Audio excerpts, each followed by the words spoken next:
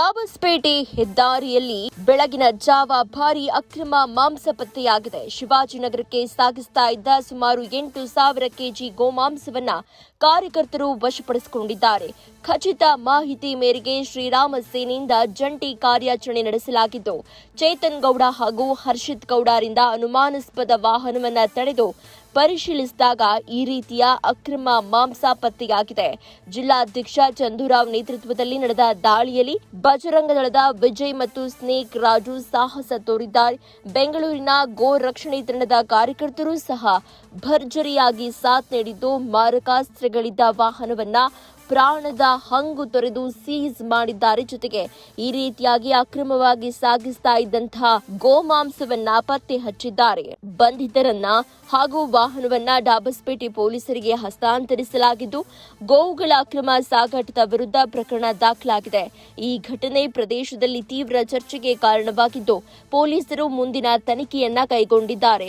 ಡಾಬಸ್ಪೇಟೆ ಹೆದ್ದಾರಿಯಲ್ಲಿಯೇ ಈ ರೀತಿಯಾಗಿ ರಾಜಾರೋಷವಾಗಿ ಅಕ್ರಮವಾಗಿ ಮಾಂಸ ಪತ್ತೆಯಾಗಿದೆ ಅಂತಂದ್ರೆ ಇನ್ನು ಹೊರಗಿನ ವ್ಯವಸ್ಥೆ ಯಾವ ರೀತಿಯಾಗಿದೆ ಎನ್ನುವಂತಹ ಪ್ರಶ್ನೆ ಇದೀಗ ಉದ್ಭವ ಆಗಿದೆ. ಶಿವಾಜಿನಗರಕ್ಕೆ ಸಾಗಿಸ್ತಾ ಇದ್ದಂತಹ ಸುಮಾರು 8,000 ಕೆಜಿ ಗೋಮಾಂಸವನ್ನ ಕಾರ್ಯಕರ್ತರು ವಶಪಡಿಸಿಕೊಂಡಿದ್ದಾರೆ. ಇದು ಖಂಡಿತವಾಗಿಯೂ ಕೂಡ ಕಳವಳಕಾರಿಯಾದಂತಹ ವಿಚಾರ. ಹೀಗಾಗಿ ಈ ಮಾಂಸ ಎಲ್ಲಿಂದ ತರಲಾಗಿತ್ತು, ಅಕ್ರಮವಾಗಿ ಇಷ್ಟೊಂದು ಪ್ರಮಾಣದಲ್ಲಿ ಮಾಂಸವನ್ನ ಸಾಗಾಟ ಮಾಡುವುದಕ್ಕೆ ಪರ್ಮಿಷನ್ ಅನ್ನ ಕೊಟ್ಟವರು ಯಾರು, ಪರ್ಮಿಟ್ ಇದೆಯಾ, ಎಲ್ಲವನ್ನ ಕೂಡ ಪೊಲೀಸರು ತನಿಖೆಯ ನಂತರ ಪತ್ತೆ ಹಚ್ಚಬೇಕು. ಇಲ್ಲವಾದಲ್ಲಿ ಮುಂದಿನ ದಿನಗಳಲ್ಲಿ ಉಗ್ರ ಹೋರಾಟ ಮಾಡಲಾಗುವುದು ಅಂತಲೂ ಕೂಡ ಇದೀಗ ಗೋ ರಕ್ಷಣೆ ತಂಡದ ಕಾರ್ಯಕರ್ತರು ಖಡಕ್ ವಾರ್ನಿಂಗ್ ಅನ್ನ ಕೊಟ್ಟಿದ್ದಾರೆ.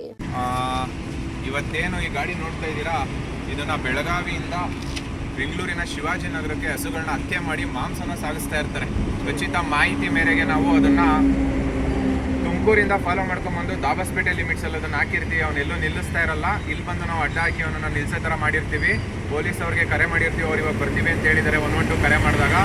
ಸೊ ಇದರಲ್ಲಿ ಏನಿದೆಯಪ್ಪ ಅಂತಂದರೆ ಸುಮಾರು 8,000ಕ್ಕಿಂತ ಜಾಸ್ತಿ ಕೆಜಿಯಷ್ಟು ಗೋವಿನ ಮಾಂಸನ ಸಾಗಾಟನೆ ಮಾಡ್ತಿದ್ದಾರೆ ಬೆಳಗಾವಿಯಿಂದ ಇಲ್ಲಿಗೆ.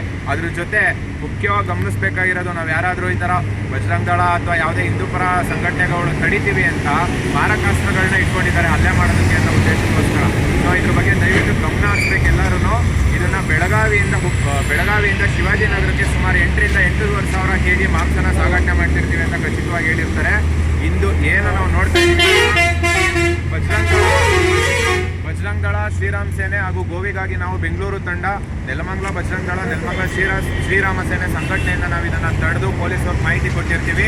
ಅವ್ರ ಮೇಲೆ ಏನೋ ಕಠಿಣ ಕ್ರಮ ತಗೋಬೇಕು, ಅದನ್ನು ತಗೋತಾರೆ. ಇವಾಗ ಎಲ್ಲ ಹಿಂದೂ ಬಾಂಧವರು ಇದ್ರ ಬಗ್ಗೆ ಎಚ್ಚೆತ್ಕೊಬೇಕು.